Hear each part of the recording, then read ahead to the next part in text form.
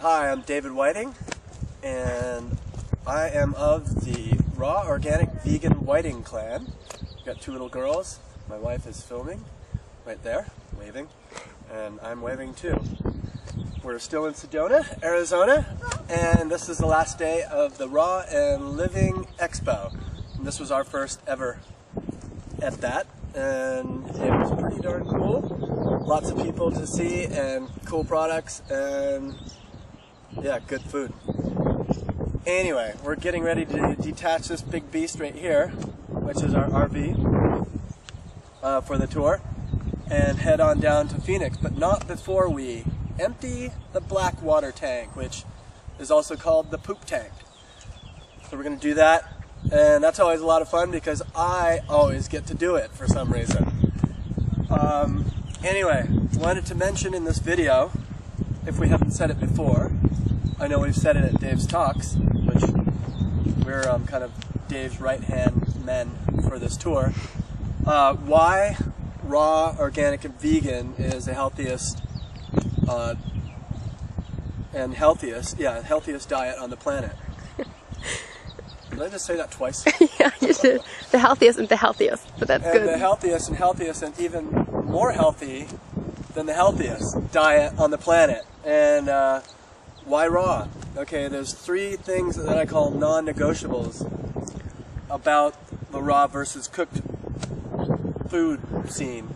And that is digestive leukocytosis, which is a rise in white blood cells that your body then uses to attack the contents of what you've just eaten if it is cooked. It's perceiving the cooked food as a foreign pathogen, an invader into the system that shouldn't be there. Well, that doesn't happen with raw food. So that's number one. Number two is information from the Max Planck Institute of Nutrition in Germany says that when you cook food, you destroy at least 50% of the protein. The mineral complexes coagulate and become somewhat unusable. All the enzymes are killed off.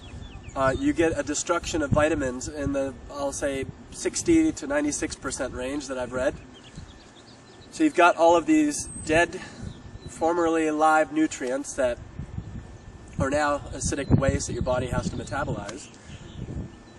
Equally disturbing, or more so, is all the toxic heat metabolites that are made in the cooking process. There have been heaps of studies on a number of these, and some of these include acrylamide, which was an industrial toxin and only seen in the industrial sector up until the Swedes did a study in 2002 saying that it was quite rampant in the food supply and very heavy in carbohydrate-rich food.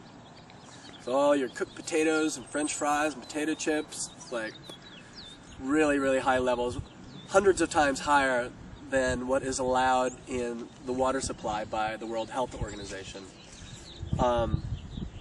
Then there's something called furan, which is a dioxin-like product. Dioxin comes out of waste incinerators. It's in Agent Orange. Very poisonous, and that too is formed in carbohydrate when it's cooked.